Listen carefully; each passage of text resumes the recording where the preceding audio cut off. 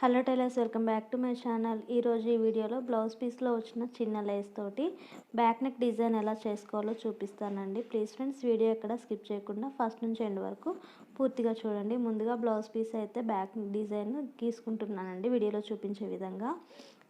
ఇది అందరికీ తెలిసిన నెక్ లాగే ఉంటుంది, కానీ చాలా సింపుల్ అండ్ ఈజీగా చాలా బాగుంటుందండి. వీడియో మాత్రం ఎక్కడ స్కిప్ చేయకుండా చూడండి. వీడియోలో చూపించిన విధంగా బ్యాక్ నెక్ ఎలాగైతే డ్రా చేసుకున్నానో అదే విధంగా కటింగ్ అయితే చేసుకున్నానండి. అలాగే మెయిన్ క్లాత్ మీద లైనింగ్ క్లాత్ ఇలా వేసుకున్న తర్వాత స్టిచ్చింగ్ అయితే చేసుకున్నాను.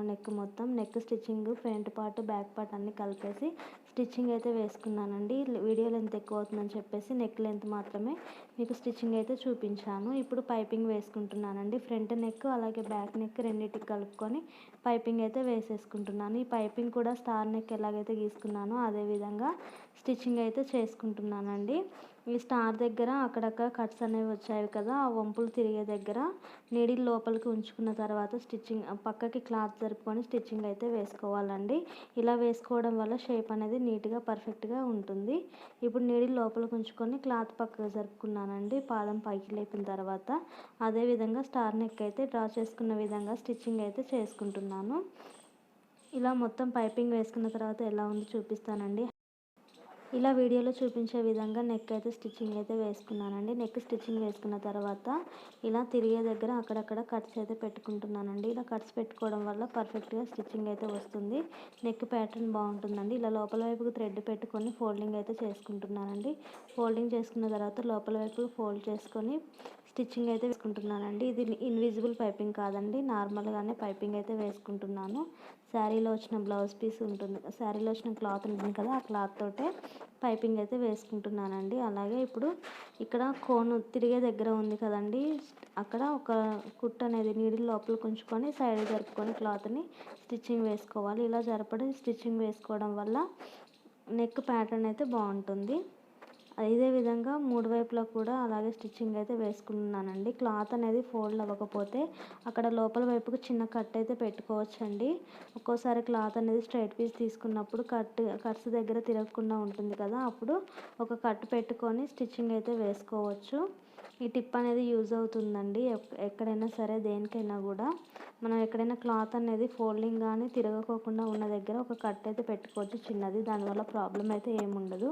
ఇప్పుడు లోపల వైపు ఫోల్డ్ చేసుకొని ఇంకో స్టిచ్చింగ్ అయితే వేసుకుంటున్నానండి. ఇలా మొత్తం స్టిచ్చింగ్ వేసుకున్న తర్వాత ఆ లేస్ అనేది ఎలా వేసుకోవాలో చూపిస్తాను. ప్లీజ్ ఫ్రెండ్స్, ఈ వీడియో మీకు నచ్చినట్లయితే లైక్ చేయండి, మీ ఫ్రెండ్స్ అండ్ ఫ్యామిలీకి షేర్ చేయండి. నా వీడియోస్ మీకు నచ్చినట్లయితే ప్లీజ్ ఫ్రెండ్స్ నా ఛానల్ని సబ్స్క్రైబ్ చేసుకోండి. మీరు సబ్స్క్రైబ్ చేసుకొని లైక్ చేయడం వల్ల నాకు ఎంతో యూజ్ అవుతుందండి. నా వీడియోస్ అనేవి ఇంకొంతమందికి సజెషన్స్లోకి వెళ్తాయి. ప్లీజ్ అండి, లైక్ చేయండి. థ్యాంక్ యూ సో మచ్ ఒకవేళ మీరు లైక్ చేసి ఉంటే. ఇప్పుడు ఇలా ఫోల్డింగ్ చేసుకొని స్టిచ్చింగ్ అయితే పై వైపున వేసుకున్నాం కదా, ఇప్పుడు లేస్ ఎలా వేసుకోవాలో చూపిస్తానండి. లేస్ ఎంతవరకు వస్తుంది అనేది చెక్ చేసుకుంటున్నానండి. ముందుగా ఇలా చెక్ చేసుకోవడం వల్ల ఎక్కడ కొంచెం తక్కువ ఎక్కువ అనేది రాకుండా ఉంటుంది. ఎక్కడ వరకు వస్తుంది అనేది ముందుగానే చెక్ చేసుకోవాలి. పై వైపున షోల్డర్ దగ్గర నుంచి స్టిచ్చింగ్ అయితే వేసుకుంటున్నాను. ఇలా వంక తిరిగే దగ్గర చిన్న ఫోల్డింగ్ అయితే వేసుకుంటున్నానండి. పడక మీద స్టిచ్ చేసుకునేటప్పుడు మనం క్లాత్ని ఎలాగైతే తిప్పుకుంటామో అదే విధంగా చిన్న ఫోల్డింగ్ పెట్టుకొని క్లాత్ని అయితే ఇలా తిప్పుకొని స్టిచ్చింగ్ అయితే వేసుకోవాలండి. ఇలా క్లాత్ కూడా ఫోల్డింగ్ వేసుకున్న తర్వాత పైకి లేచినట్టు కనిపిస్తుంది కదా, అలా లేచినట్టు కనిపించకుండా కూడా చిన్న టిప్ అనేది షేర్ చేశానండి, చూడండి. మూడో వైపు కూడా అదే విధంగా ఫోల్డింగ్ చేసుకొని స్టిచ్చింగ్ పెట్టుకున్నాను. అలాగే ఫూట్ పైకి లేపుకొని క్లాత్ పక్కగా జరుపుకొని స్టిచ్చింగ్ అయితే వేసుకుంటున్నానండి. పై వైపు నుంచి కొంచెం ఫ్రంట్ నెక్ వరకు అయితే వచ్చిందండి ఆ క్లాత్ ఉన్న లేస్ అయితే. హ్యాండ్స్ మీదే అంబ్రెల్లా హ్యాండ్స్ స్టిచ్ చేసుకుందాం అనుకుంటున్నానండి. అలాగే లోపల వైపు నార్మల్ స్లీవ్స్ స్టిచ్ చేసుకొని అంబ్రెల్లా హ్యాండ్స్ ఎలా స్టిచ్ చేసుకోవాలనేది వీడియో అనేది షేర్ చేస్తానండి.